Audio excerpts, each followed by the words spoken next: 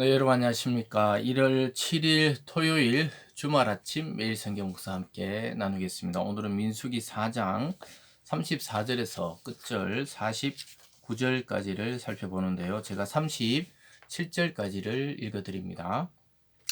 모세와 아론과 회중의 지도자들이 고핫 자손들을 그 종족과 조상의 가문에 따라 계수하니 30세부터 50세까지 해막에서 복무하고 봉사할 모든 자, 곧 그 종족대로 계수된 자가 2750명이니 이는 모세와 아론이 여호와께서 모세에게 명령하신 대로 해막에서 종사하는 고핫인의 모든 종족 중 계수된 자이니라. 아멘. 오늘 본문의 내용을 중심으로 겸손과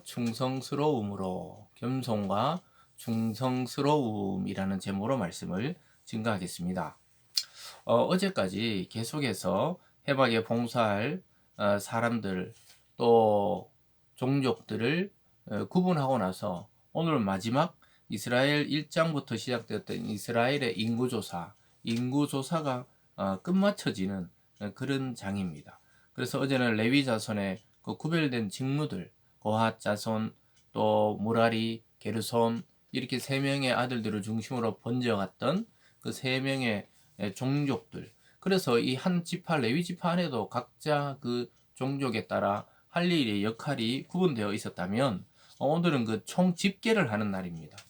그 명수가 몇 명이었는지를 집계하는데 그래서 계속 반복적으로 첫 번째는 고핫 자손은 2750명이 계수되었고 두 번째로 보면요. 그 38절부터 게르손 자손 중 이렇게 하면서 쭉 숫자를 헤아려 보니까 40절에 가면 그 종족과 조상의 가문을 따라 계수된 자는 2630명이다. 이렇게 이야기하고 있습니다. 그리고 세 번째 무라리 자손은 42절부터 무라리 자손의 종족 중 하면서 그 계수된 자의 숫자는 44절에 그 종족을 따라 계수된 자는 3200명이니 이렇게 말하고 있습니다. 그래서 이 세 종족의 숫자를 합치면 총 개수가 8580명이다 이렇게 말합니다. 47절로 가볼까요? 30세부터 50세까지 해막 봉사와 매는 일에 참여하여 일할 만한 모든 자, 곧 그 계수된 자는 8580명이라. 그들이 할 일과 짐을 매는 일을 따라 모세에게 계수되었으니 이렇게 말씀하고 있습니다.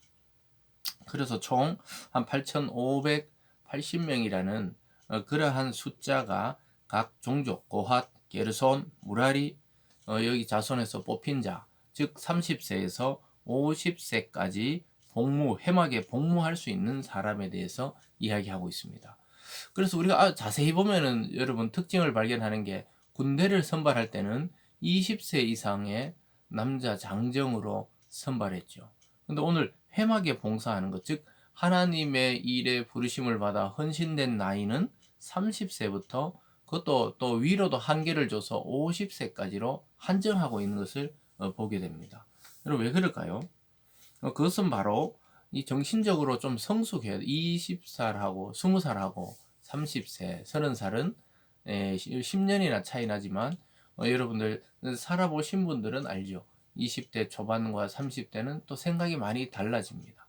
그래서 하나님의 일에 직접적으로 해막에 봉사하는 나이를 30세로 군대 가는 나이보다 더 높여놓은 것은 백성의 지도자이기도 하고 또한 정신적으로 성숙된 면이 있어야 하고 또 은퇴를 50세에 하도록 만들어 놓은 것은 그 육체적인 강금도 있어야 그 일을 감당할 수 있어요. 왜냐하면 어깨에 메고 옮기기도 하고 또 뭐 덮개라든가 해막의 기구들을 옮기고 운반하고 만들고 그런 것도 필요하기 때문에 이 정신적 성숙과 육체적 강건이 합쳐져 있는 그 나이대를 아마 30세에서 50세로 본 것 같습니다.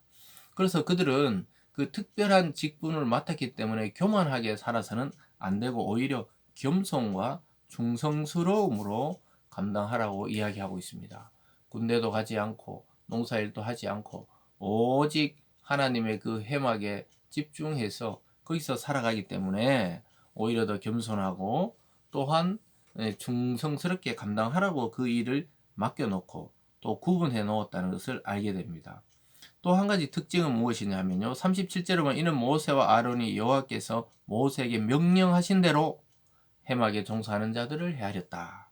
그리고 45절에도 이는 모세와 아론이 여호와께서 모세에게 명령하신 대로, 41절에도 모세와 아론이 여호와께서 명령하신 대로, 또 마지막에 보면은 49절 끝에 보면 여호와께서 모세에게 명령하신 대로 그들이 계수되었더라. 여러분 그 반복되는 특징이 있죠. 여호와께서 모세에게, 여호와께서 모세와 아론에게 명령하신 대로.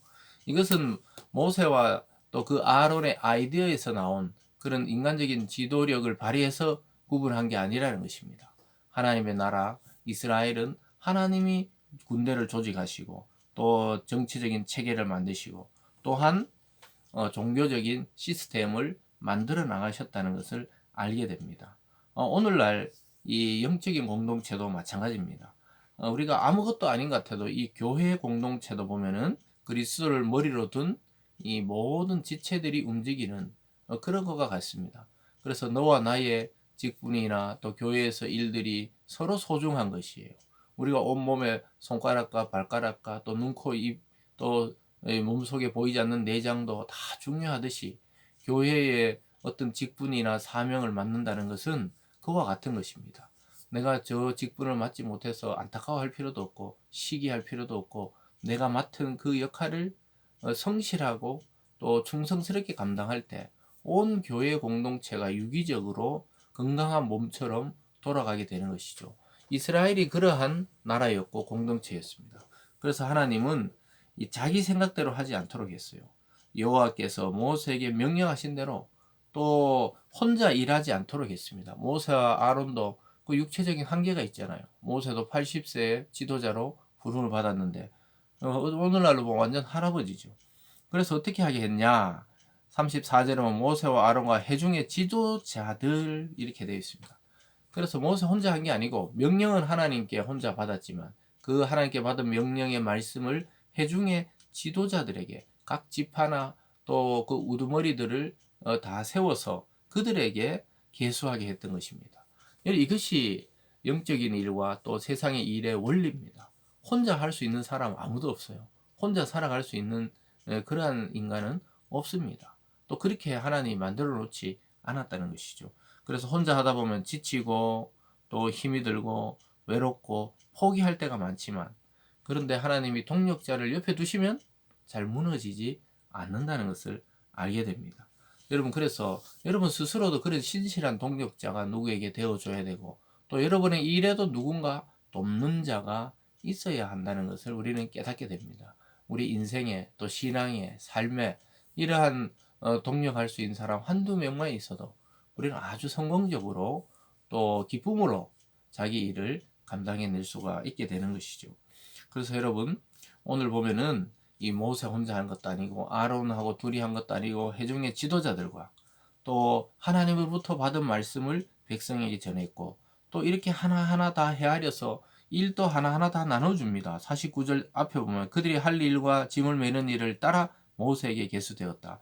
그리 하나하나 그들이 할 역할을 세밀하게 계획하고 하나님의 뜻을 따라 분배해 주는 것을 보게 되죠. 그래서 오늘 뭐 이 숫자적으로 전체적으로 보면 그냥 숫자를 헤아리고 8,050명 정도, 8,580명 정도 이렇게 있었구나.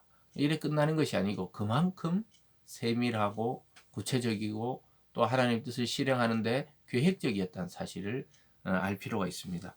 여러분 올 한 해도 또 그리고 오늘 하루도 여러분 한번 곰곰이 생각해 보세요. 내가 얼만큼 하나님 앞에 겸손하게 또는 충성스럽게 또는 동력하고 있는지 또 나를 돕는 자는 있는지 내가 또 누군가에게 돕는 자가 되고 있는지 그것을 잘 생각해 보시면서 하나님의 일에 대한 태도를 우리가 좀 점검할 필요가 있습니다. 꼼꼼하고 성실하고 또 일일이 하나하나 점검할 필요가 있다는 것이죠. 그래서 올 한 해는 신앙과 삶에 이러한 태도를 가지고 정말 하나님 주시는 선한 열매를 많이 맺기를 주님의 이름으로 축복합니다. 기도하겠습니다. 사랑의 하나님 아버지, 레위인을 다 계수하고 일일이 그 맡기는 일들을 보면서 하나님의 계획은 구체적으로 한 사람 한 사람을 통해 이루어지고 성취됨을 보게 됩니다. 하나님 우리가 어떠한 위치에 있든지 교회에서든 사회에서든 우리가 맡은 일을 성실하게 겸손하게 충성스럽게 감당하는 오늘이 되게 도와 주시옵소서. 감사드리며 예수님 이름으로 기도드리옵나이다. 아멘.